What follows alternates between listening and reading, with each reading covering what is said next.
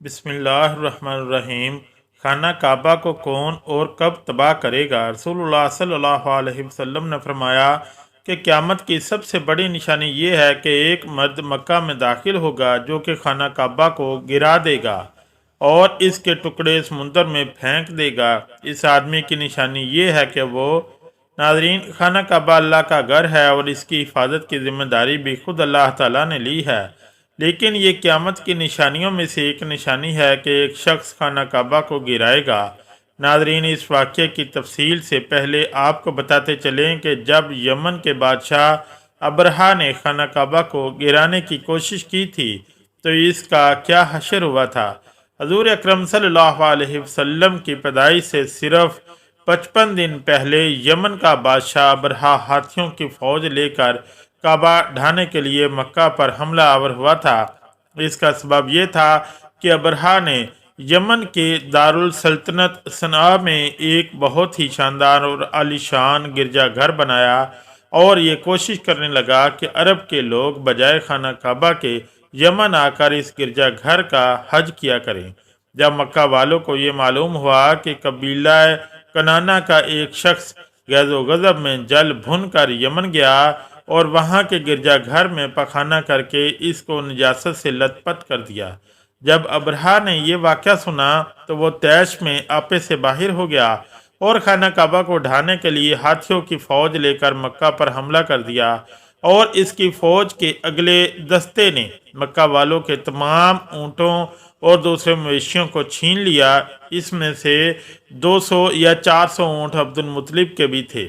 حضرت عبد المطلب کو اس واقعے سے بڑا رنج پہنچا، چنانچہ آپ اس معاملے میں گفتگو کرنے کے لیے اس کے لشکر میں تشریف لے گئے۔ جب ابرہہ کو معلوم ہوا کہ قریش کا سردار اس سے ملاقات کرنے کے لیے آیا ہے تو اس نے آپ کو اپنے خیمے میں بلا لیا، اور جب حضرت عبد المطلب کو دیکھا کہ ایک بلند و قامت روبدار اور نہایت ہی حسین و جمیل آدمی ہیں جن کی پیشانی پر نور نبوت کا جاہو جلال چمک رہا ہے، تو صورت دیکھتے ہی ابرہہ مرعوب ہو گیا اور بے اختیار تخت شاہی سے اتر کر آپ کی تعظیم و تکریم کے لیے کھڑا ہو گیا اور اپنے پاس بٹھا کر دریافت کیا کہ سردار قریش، یہاں آپ کی تشریف آوری کا کیا مقصد ہے؟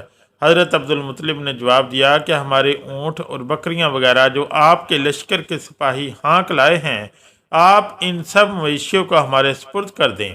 یہ سن کر ابرہہ نے کہا کہ اے سردار قریش، میں تو یہ سمجھتا تھا کہ آپ بہت ہی حوصلہ مند اور شاندار آدمی ہیں، مگر آپ نے مجھ سے اپنے اونٹوں کا سوال کر کے میری نظروں میں اپنا وقار کم کر دیا۔ اونٹ اور بکری کی حقیقت ہی کیا ہے؟ میں تو آپ کے کعبہ کو توڑ پھوڑ کر برباد کرنے کے لیے آیا ہوں۔ آپ نے اس کے بارے میں کوئی گفتگو نہیں کی۔ حضرت عبد المطلب نے کہا کہ مجھے تو اپنے اونٹوں سے مطلب ہے، کعبہ میرا گھر نہیں ہے بلکہ وہ خدا کا گھر ہے، وہ خود اپنے گھر کو بچا لے گا، مجھے کعبہ کی ذرا بھی فکر نہیں ہے۔ یہ سن کر ابرہہ اپنے فرعونی لہجے میں کہنے لگا کہ اے سردار مکہ، سن لیجئے، میں کعبہ کو ڈھا کر اس کی اینٹ سے اینٹ بجا دوں گا اور زمین سے اس کا نام و نشان مٹا دوں گا، کیونکہ مکہ والوں نے میرے گرجا گھر کی بڑی بے حرمتی کی ہے، اس لیے میں اس کا انتقام لینے کے لیے کعبہ کو مسمار کر دینا ضروری سمجھتا ہوں۔ حضرت عبد المطلب نے فرمایا کہ پھر آپ جانیں اور خدا جانے، میں آپ سے سفارش کرنے والا کون؟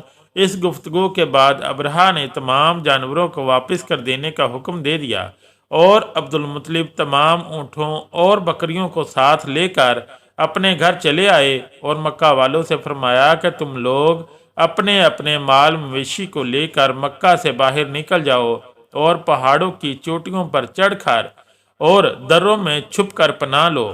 مکہ والوں سے یہ کہہ کر پھر خود اپنے خاندان کے چند آدمیوں کے ساتھ لے کر خانہ کعبہ میں گئے اور دروازے کا حلقہ پکڑ کر انتہائی بے قراری اور غیر زاری کے ساتھ دربار باری میں اس طرح دعا مانگنے لگے کہ اللہ، ہر شخص اپنے اپنے گھر کی حفاظت کرتا ہے، لہذا تو بھی اپنے گھر کی حفاظت فرما اور صلیب والوں اور صلیب کے پجاریوں عیسائیوں کے مقابلے میں اپنے اطاعت شعاروں کی مدد فرما۔ حضرت عبد المطلب نے یہ دعا مانگی اور اپنے خاندان والوں کے ساتھ لے کر پہاڑ کی چوٹی پر چڑھ گئے اور خدا کی قدرت کا جلوہ دیکھنے لگے۔ ابرہہ جب صبح کو کعبہ ڈھانے کے لیے اپنے لشکر جرار اور ہاتھیوں کی قطار کے ساتھ آگے بڑھا اور مقام معمس میں پہنچا تو خود اس کا ہاتھی جس کا نام محمود تھا ایک دم بیٹھ گیا۔ ہر چند مارا اور بار بار للکارا مگر ہاتھی نہیں اٹھا۔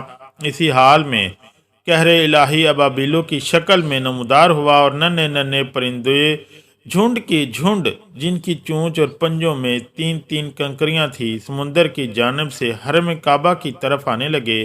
ابابیلوں کے ان لشکروں نے ابرہہ کی فوجوں پر اس زور و شور سے سنگ باری شروع کر دی کہ آن کی آن میں ابرہہ کے لشکر اور ان کے ہاتھیوں کے پرخچے اڑ گئے۔ ابابیلوں کی سنگ باری خداوند قہار و جبار کے قہر و غضب کی ایسی مار تھی کہ جب کوئی کنکری کسی فیل سوار کے سر پر پڑتی تو وہ اس آدمی کے بدن کو چیرتی ہوئی ہاتھی کے بدن سے پار ہو جاتی۔ ابرہہ کی فوج کا ایک آدمی بھی زندہ نہیں بچا اور سب کے سب ابرہہ اور ان کے ساتھیوں سمیت اس طرح ہلاک و برباد ہو گئے کہ ان کے جسموں کی بوٹیاں ٹکڑے ٹکڑے ہو کر زمین پر بکھر گئیں۔ چنانچہ قرآن مجید کی سورہ فیل میں خداوند قدوس نے اس واقعے کا ذکر کرتے ہوئے ارشاد فرمایا، یعنی اے محبوب کیا آپ نے نہ دیکھا کہ آپ کے رب نے ان ہاتھی والوں کا کیا حال کر ڈالا، ان کے داؤں کو تباہی میں نہ ڈالا اور ان پر پرندوں کی ٹکڑیاں بھیجی تاکہ انہیں کنکر کے پتھروں سے ماریں تو انہیں چبائے ہوئے بھوس جیسا بنا ڈالا۔ جب ابرہہ اور اس کے لشکروں کا یہ انجام ہوا تو عبد المطلب پہاڑ سے نیچے اترے اور خدا کا شکر ادا کیا۔ ان کی اس کرامت کا دور دور تک چرچا ہو گیا اور تمام اہل عرب ان کو ایک خدا رسیدہ بزرگ کی حیثیت سے قابل احترام سمجھنے لگے۔ تو ناظرین اب آپ کو اس واقعے کے بارے میں بتاتے ہیں جو قیامت کے نزدیک پیش آئے گا اور جس کے بارے میں حضرت محمد مصطفیٰ صلی اللہ علیہ وسلم نے فرمایا تھا۔ اللہ پاک آپ صلی اللہ علیہ وسلم پر خاص کرم یہ ہے کہ آپ صلی اللہ علیہ وسلم کو اللہ پاک نے تمام علوم عطا فرمائے جن کا تصور ہمارا انسانی ذہن بھی نہیں کر سکتا۔ جو بات ہمارے نبی صلی اللہ علیہ وسلم نے فرما دی وہ پوری ہو کر رہے گی۔ اللہ پاک ارشاد فرماتے ہیں، اور وہ کوئی بات اپنی خواہش سے نہیں کرتے، وہ تو نہیں مگر وہی جو انہیں کی جاتی ہے۔ اللہ کے علم کے سمندر کے مقابلے میں نبی اکرم صلی اللہ علیہ وسلم کا علم ایک قطرہ ہے، مگر آپ صلی اللہ علیہ وسلم کا یہ قطرہ تمام مخلوق کے لیے ایک سمندر کے برابر ہے۔ یہ بات سچ ہے کہ آپ صلی اللہ علیہ وسلم کے علم کے بارے میں اندازہ نہیں لگا سکتے۔ اللہ کی ذات تو بہت ہی وسیع ہے، ہم اس کا اندازہ کس طرح لگائیں گے۔ آپ صلی اللہ علیہ وسلم نے اپنے سے پہلے گزرے ہوئے انبیاء کرام اور ان کی امتوں کے ساتھ ساتھ آنے والے وقتوں کے بارے میں بھی اپنی امت کو آگاہ کر دیا۔ محدثین اور مفسرین کا کہنا ہے کہ جب قیامت قریب آنے والی ہوگی تو خانہ کعبہ کو گرائے جانے کا واقعہ پیش آئے گا۔ جن لوگوں کو اس کے بارے میں علم ہے ان کو اس بارے میں حدیث مبارکہ کی روشنی میں بتاتے ہیں۔ خانہ کعبہ اللہ پاک کی نشانیوں میں سے ایک عظیم و شان نشانی ہے۔ جب تک کعبہ قائم ہے اس وقت تک دنیا میں قائم و دائم رہے گی۔ جب خانہ کعبہ کو گرایا جائے گا تب قیامت رونما ہوگی۔ جب قیامت قریب آئے گی ایک بدبخت حبشی خانہ کعبہ کو گرا دے گا، پھر قیامت آئے گی۔ اس کمینے حبشی کے بارے میں آپ صلی اللہ علیہ وسلم نے ارشاد فرمایا، اس حبشی کی شکل و صورت ایسی ہوگی کہ وہ چھوٹی پنڈلیوں والا حبشی خانہ کعبہ کو گرائے گا، جبکہ بخاری شریف میں لکھا ہے کہ رسول اللہ صلی اللہ علیہ وسلم نے فرمایا، گویا میں اس حبشی کو دیکھ رہا ہوں، وہ کالا اور چوڑی ٹانگوں والا ہے، کعبہ کے پتھر اور اینٹوں کو اکھاڑ اکھاڑ کر پھینک رہا ہے۔ بخاری شریف میں ہے کہ قرب قیامت کے وقت حضرت عیسیٰ علیہ السلام کے پردہ کرنے کے بعد جب لوگوں کے سینوں سے قرآن پاک اللہ اٹھا لے گا تو اس کے بعد وہ بدبخت حبشی خانہ کعبہ کو گرائے گا۔ اس حدیث میں افق لفظ کا استعمال ہوا ہے۔ افج وہ ہے جو اکڑتا ہوا چلے یا چلنے میں اس کے دونوں پنجے نزدیک رہیں اور دونوں ایڑیوں میں فاصلے رہیں۔ وہ حبشی مردود جو قیامت کے قریب خانہ کعبہ کو ڈھائے گا وہ اسی شکل کا ہوگا۔ دوسری روایت میں آیا کہ اس کی آنکھیں نیلی، ناک پھیلی ہوئی ہوگی اور پیٹ بڑا ہوگا۔ اس کے ساتھ اور لوگ ہوں گے، وہ کعبہ کا ایک ایک پتھر اکھاڑ ڈالیں گے اور سمندر میں لے جا کر پھینک دیں گے۔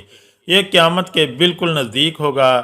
یہاں یہ بات بھی ذہن نشین رہے کہ ان قیامت کی نشانیوں سے متعلق روایات میں چند ایک معاملات و شخصیات کو چھوڑ کر ان کا ظاہر ہونے کا وقت، حالات، شخصیات و اقوام عالم کا معاملہ کافی نامعلوم ہے اور واضح نہیں ہے کہ اس پر کوئی حتمی رائے دی جا سکے کہ کب کون کیسے خروج کرے گا وغیرہ۔ آج کل کے سیاسی و تناظر میں لوگ اور اکثر علماء کرام بھی یہ سمجھ رہے ہیں کہ بس قیامت صرف چند سالوں یا دہائیوں میں آنے والی ہے۔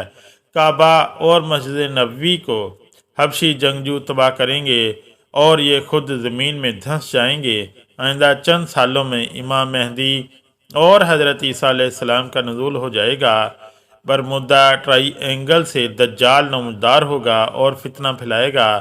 یہودیوں، عیسائیوں اور مسلمانوں کی آپس میں جنگ ہوگی جو بس چند دن کی دوری پر ہے۔ حقیقت یہ ہے کہ یہ سب قیاس رائیاں ہیں جو سادہ لو عوام الناس کو محفوظ کرنے اور عمل و جہاز سے دور کرنے کے لیے کی جاتی ہیں۔ اگر گہری نگاہ سے دیکھا جائے تو بڑے بڑے فتنے تو کئی صدیاں پہلے سے ہی رونما ہونے شروع ہو گئے تھے۔